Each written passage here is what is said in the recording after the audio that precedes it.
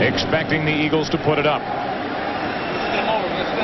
Philadelphia has crossed midfield on all 4 of their drives here in the first half. But they've come away with only 3 points.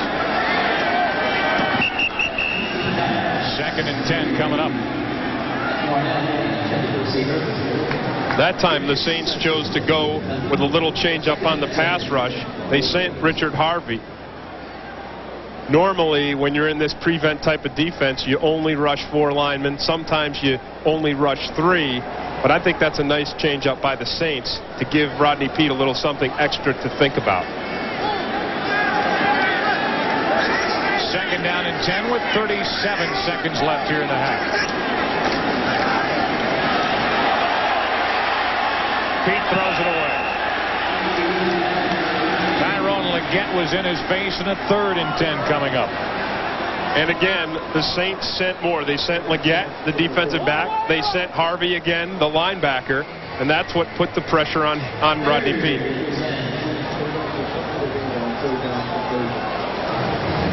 Now is the time. You've taken 2 shots. You come up, you fake it, and do you come or you pull back and cover? I think they pull back and cover this time.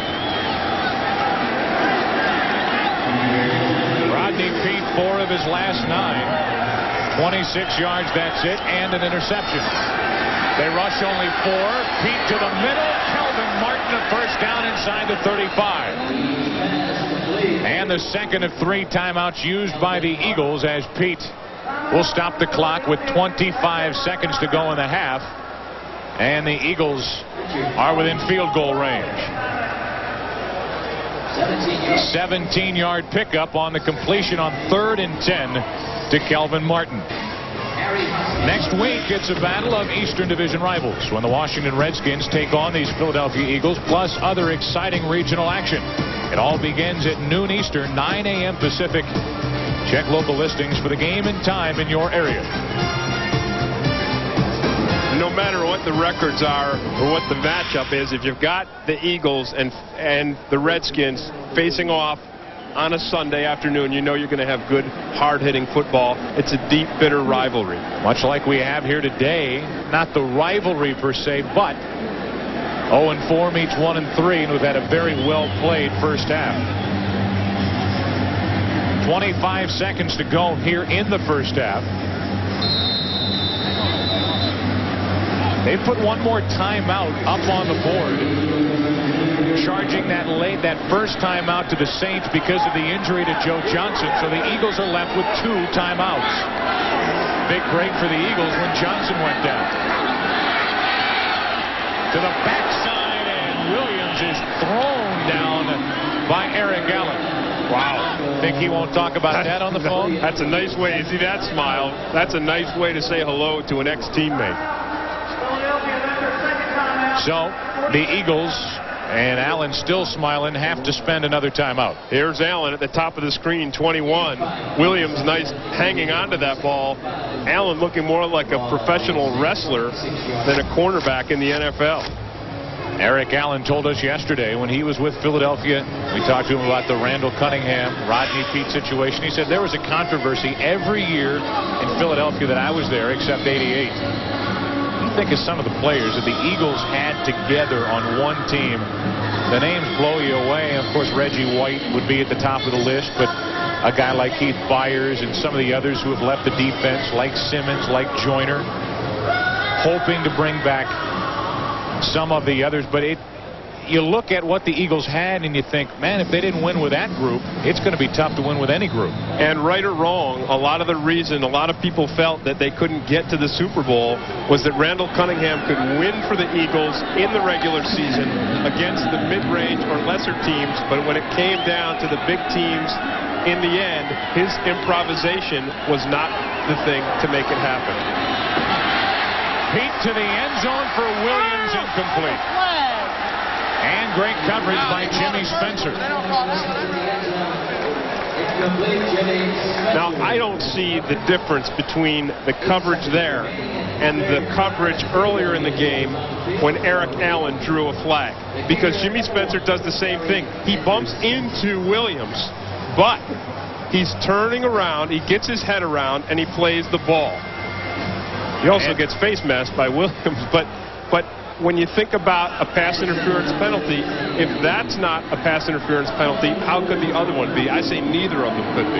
Well, on 3rd and 5 with 8 seconds to go, the Eagles aren't going to mess around with it anymore. 44-yard try by Gary Anderson. And at the half, the Eagles will have a 3-point lead. Gary Anderson, the former Steeler, 4th on the all-time list, now with 316 field goals. And he's been the finalizer for the Eagles here in this first half. That's the end of the first half with the score. The Eagles 6, the Saints 3. Fox NFL Sunday will continue with a Dockers halftime coming up.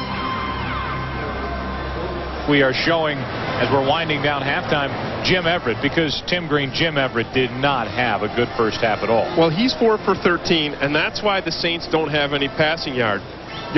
So far, the Saints, though, have been good on the ground, but the Eagles are the ones that are really moving up and down the field. 170 total yards. Rodney Peete looking very sharp, very efficient. Now the Eagles have got to punch it into the end zone. Rodney Peete, 13 out of 20 for 110 yards and 1 interception, but he was able to move his team down the field. A big goal line stand by the Saints early in the game, holding Philadelphia to 3. But Rodney Peete, Tim, he's got to have the confidence of his teammates now. He does have it, and don't forget that interception was not Rodney Peete's fault at all.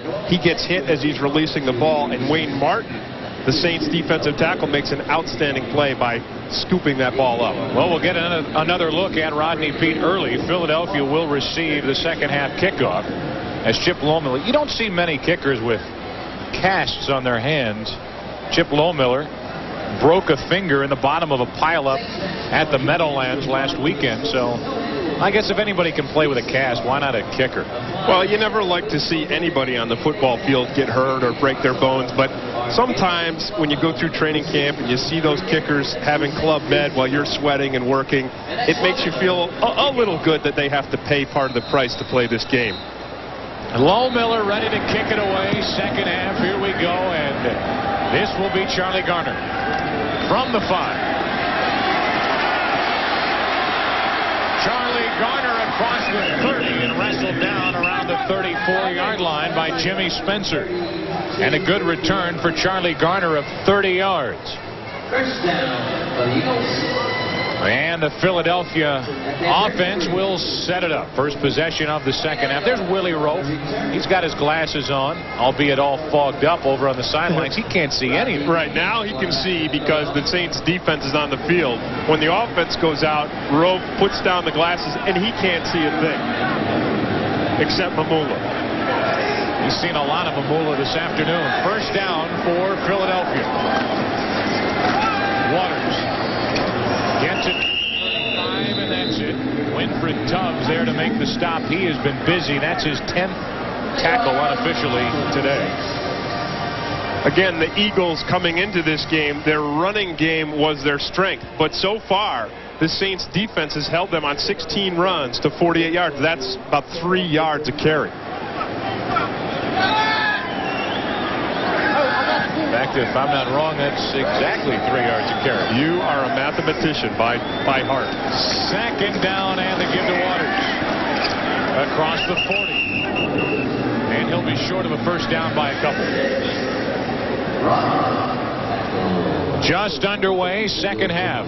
A battle of kickers in the first half and a battle of two defenses trying to set the tone for their teams this afternoon. And what we're seeing from this Eagles offense is a game that they look at as, look, it's starting from scratch. Yes, we're up by 3 points. We're just going to run the ball very carefully, very judiciously, move that ball down the field. This time, let's punch it in.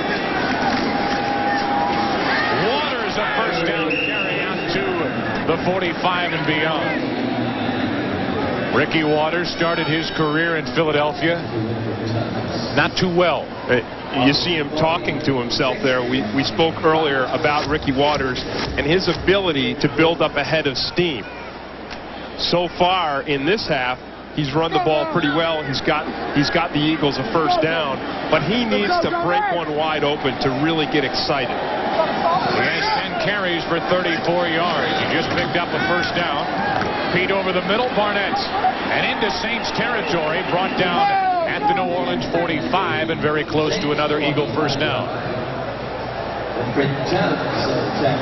Give you a look at what those three linebackers have done so far. Tubbs in the middle has been very busy. In fact, give him 10 tackles today. He has one here in the second half. And he is the guy that Jim Mora looked to more than anything, who the Saints felt could really turn their defense around. And they have. They've held the Eagles to about 3 yards a carry.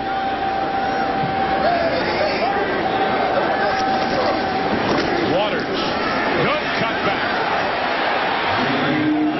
And another Philadelphia first down. He's brought down at the Saint 33 by Vince Buck. And now you see Ricky Waters nodding his head again. He will get better and better if you let him make those big plays. Part of the reason Guy McIntyre out there forcing Wayne Martin upfield and then not being satisfied with that, going out and then hitting a linebacker. So he forces Wayne Martin around upfield, gives Waters the initial hole.